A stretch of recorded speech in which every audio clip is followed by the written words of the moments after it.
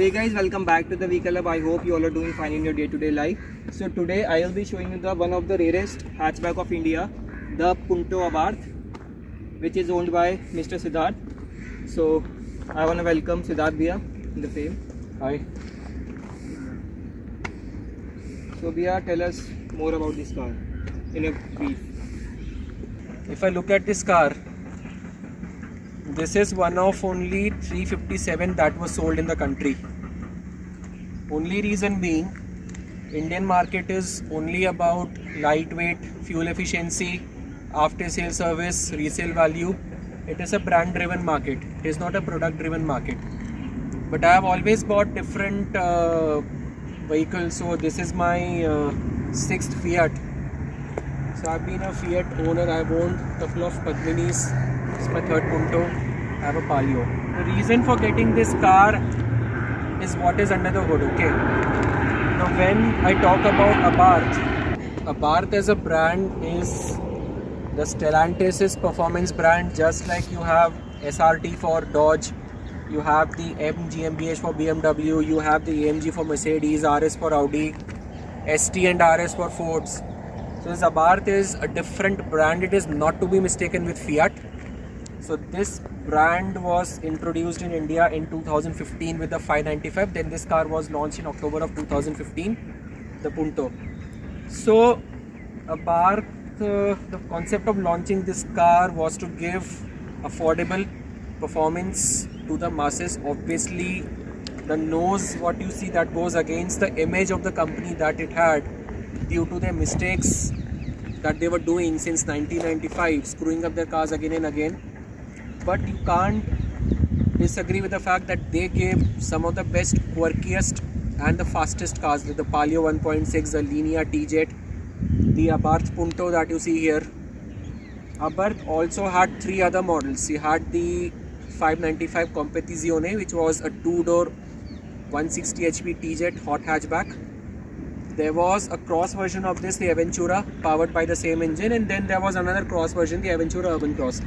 So this is a hatchback version of the Punto. So as you can see, this Punto is different from the Punto Abarth that was sold in European markets from 2007 till 2013. So when it was discontinued 2013, this was the only country in the world that last had a 5-door version. Europeans only had a 3-door version. So they took the body shell of the Indian Punto and they gave the Abarth specific bits and pieces, the engine, the TJet, the transmission, the suspension.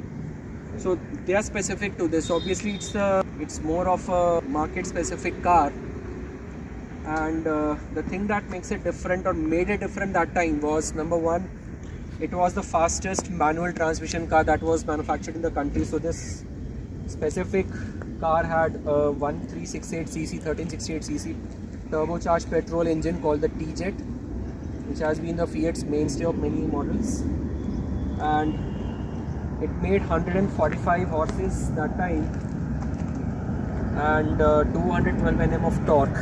As you can see, this car is all about what is underneath. Like unlike other manufacturers which only launch cosmetic stuff and call it for the namesake, this is a pure powerhouse under the hood. Obviously, it's a 4-cylinder engine dating its roots back to 1993. So this is the Scorpion. The Scorpion is the mascot of the Abarth. Karl Abarth, who was the founder of this brand. 1949 is when he used to race cars for Fiat and used to build them for the track and then fast cars for the road. That is how Abarth brand was born, and obviously they had launched quite a lot of cars in Europe. They had the 595, they had the 695, you had the 695 Deposito, you had the 500, you had the 131, you had the 124, you had the Puntos, a lot of things. So this is one of those. So this engine is quite a big engine, cast iron block and aluminium head. Doesn't have any fancy technology like a variable valve timing or those today's engines that they have, direct injection. So it's an old school, totally old school engine. IHI turbocharger, you can see here.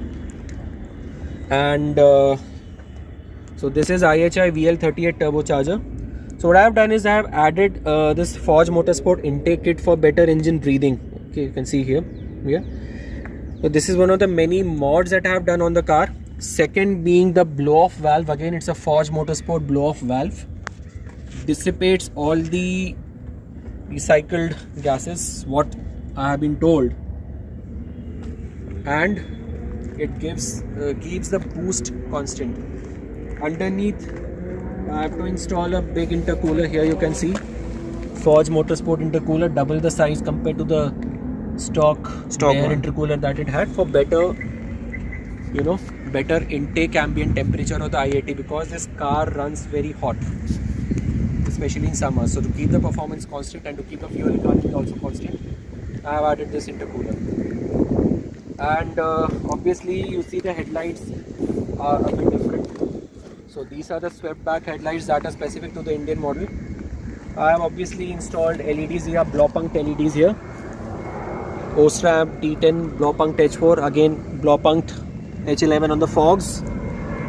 So obviously you can see there is some red bits on this black car, like the red inserts on the fog light enclosure, the red strips signifying the lineage of the track, the racetrack of the car. On that, there's a bonnet strip. There's a huge scorpion on the roof. If you see in the sticker, a lot of people know about it. And what you see specific are these alloy wheels. Obviously, they are the Scorpion claw alloy wheels. You can see this claw of the Scorpion. The same has been designed from it. They are the stock ones that came from the factory. I've added this official Abarth accessory tire valve cap with a tire pressure monitoring system from Sense Airy. From the factory, it comes with Brembo disc brakes in the front. They are 15mm IBAC wheel spacers that I have added. And here the specific Japan Racing wheel bolts. They are bigger bolts. Specific to this model and built for this car only. Nothing is universal. And to come to the back, you have the same setup, the same rear disc brakes, same spacers, and the rear pads. The pads are by ATE. Again, a lesser known but a very high quality brand. So it's a generic Punto design with obviously with the sporty bits intended onto it. So you can see I have changed the exhaust setup. So this car has a Speed Sport built catback exhaust, custom catback SS304 exhaust by Speed Sport. Philippos Mathai is the guy behind it. And the stock tip is smaller, so I have enlarged the tip for better flow. I mean for aesthetics and the better flow of it.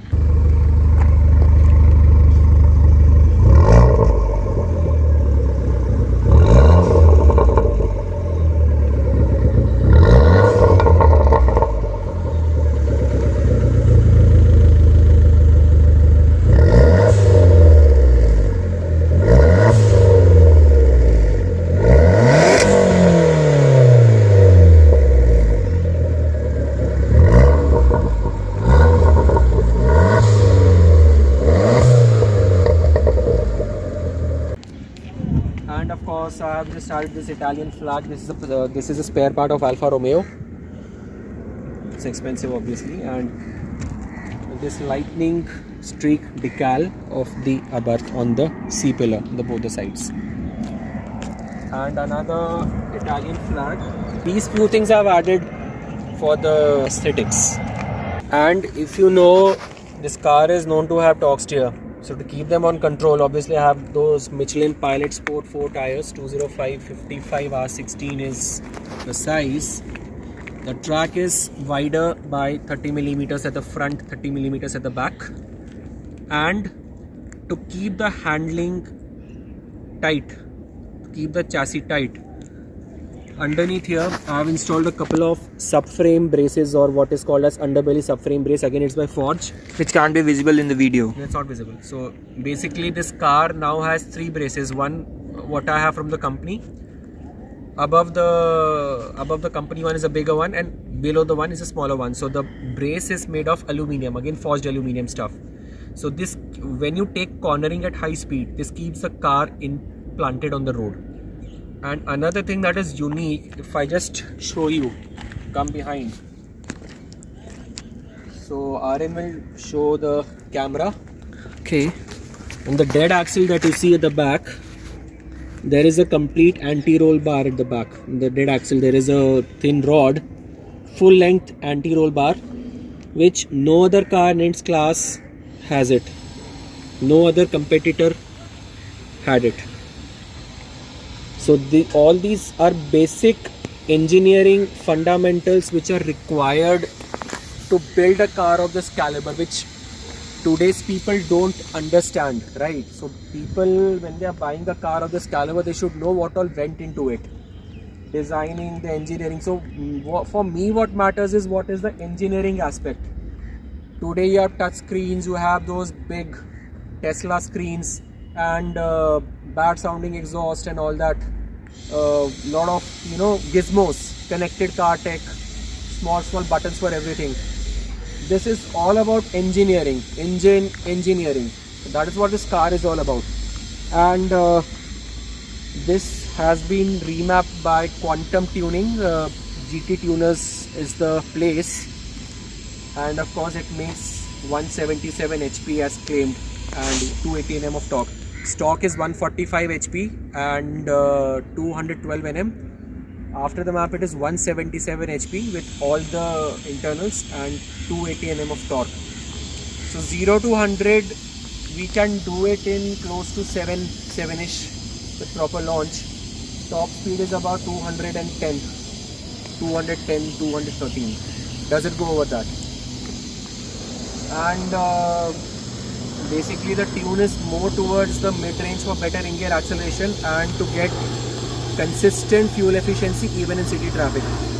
Turbo petrols are very sensitive, so if you drive this car with a light foot you can get 12, 13, 14, 15.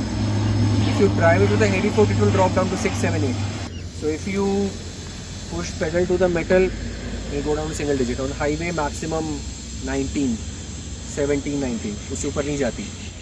But then who drives this car with a light foot?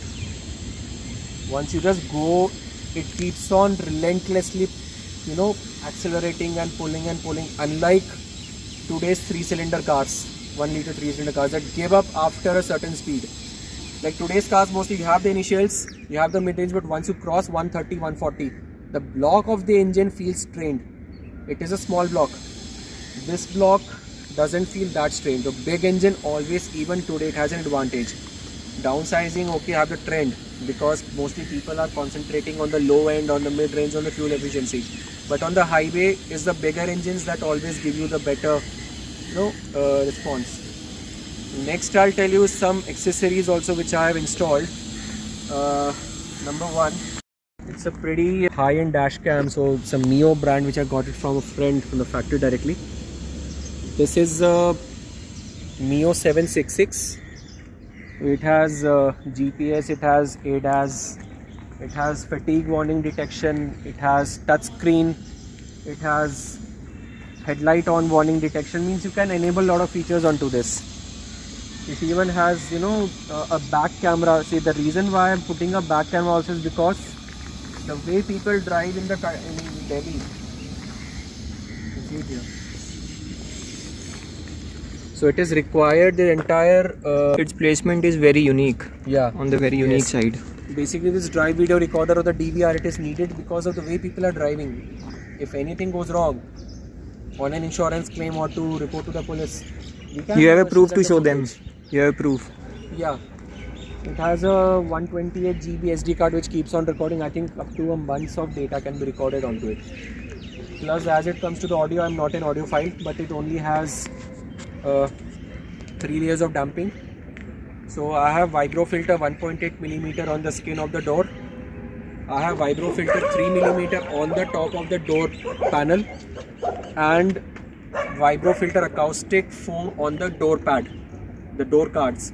And front is I'm having Steg Audio ST650C components, single tweeter with a single integrated crossover. And the rear has Steg Audio 650C coaxials with the integrated tweeter on the cone. Obviously, I'm not into listening loud of music, but at least for better mids and for better acoustics, I think I'm happy with putting these speakers. Obviously, you can't play a 70-watt full power speaker on a stock head unit. On a head unit which has an amplifier range of just 25 watts per channel. but it does take the abuse. And again, coming to audio, I think I'm not going to do anything about this because it's a performance car. A car can be either a performance car or an audio car, it cannot be both, right? So when choosing a car, one has to decide for what purpose are we buying a car. Are we buying for pure performance, driving pleasure, or to listen to music? Obviously can be done. Example, if you see the i20 N line, the i20 N line has got a 7-speaker Bose audio system. Sounds good for a stock, but then that car is about handling, driving pleasure, chassis connection, steering feel, not about outright acceleration. Polo is there for outright acceleration, but then other aspects the i20 N line has it covered. But what Fiat did was they gave something very quirky. Why quirky was on the stock form, this car was overpowered. I mean, it used to do wheel spins after wheel spins. Gave a big engine on a hatchback. The same they did with the Palio also, 1.6, and then came the 1.9 liter diesel. So they kept the Italians, you know, they are very quirky in terms of overdoing things. But then those who know what it is, they enjoy. I mean, Italians is about, it is about something different. You can't get it on any other car in its class. You have to experience this car to understand what this was and what it could do to, get the cult status that it had. We had seen the 1.6 Palios, we had seen the Corsa Sail also, the Corsa Sail 1.6, second hot hatchback in India. We had seen the 1.6 Polo, we had seen the 1.6 Fabia, we had seen the Zen Carbon, the 3-door Zen. We had seen the Tata Tiago JTP. We had seen the Ford Figo S. We had seen the Etios Leva 1.5 TRD Sportivo. But again, we had seen a lot of these Polo GTI, TSI, GT, TDI. But then we have seen the Baleno RS. But then what 99% of the public they buy a Swift RS, right? And what 99.2% of the public buy, they buy something, whatever those entry-level Suzukis or Hyundais are, and they make it sound like twice the power. But we need to understand the car should have its engineering fundamentals. As to what examples I took were all about those cars which came and went and nobody noticed because they were better cars. They were actually better engineered cars. Public, they don't appreciate. It came and went, nobody noticed, and I'm happy about it. I am driving a car which nobody noticed. And when you drive these kind of cars on the roads, that is when you come to realize the appreciation you get or the hate messages you get, because people don't understand what automobile engineering and what automobile design and what automobile fundamentals and what the automotive nirvana is about. You can buy any, you can buy a Swift, you can make it a performance car, but you can't enjoy it. Trust me, you can't enjoy it. You can buy any of those cars which I told you, even a Fiesta S. I just saw it, a Fiesta S. Fords were brilliant cars. Fiats and Fords are brilliant cars. Handling, road holding, chassis integrity, engine comfort, that is what we want. The premium hatchback today doesn't have any credible option left. We had the Polo, we had the Punto, we had the Fabia, we had the Baleno, had the Jazz, we had the i20. Now today we only have a credible car, that is the Altroz, current i20. The Jazz has vanished. Polo is on the verge of extinction. So we are left with the Baleno. Obviously not my cup of tea. But then the SUV or the wannabe SUVs that I am seeing, sub 4 meter, bigger than 4 meter, bigger than 4.2 meters, all the wannabe crossovers that they call as an SUV, right from the Espresso till whatever that nonsense that is being sold, that has killed the segments. The hatchback segment is dead, the sedan segment is dead, station wagon segment never took up, and the true SUVs that were the ladder frame based, abuse friendly truck based 4x4s, they're all out. what is the cheapest 4x4 you can get in the country, that has to be the XUV 700. That is how the market has. It has not evolved, it has degraded itself. Whether the manufacturers are paying 25% of the car's cost as the GST to the government, or people's obsession with anything that is high riding, high perched and looks like a crossover, that is what the market is being driven. So that has killed these good cars. That's all for today, and I hope you like the video. Thank you.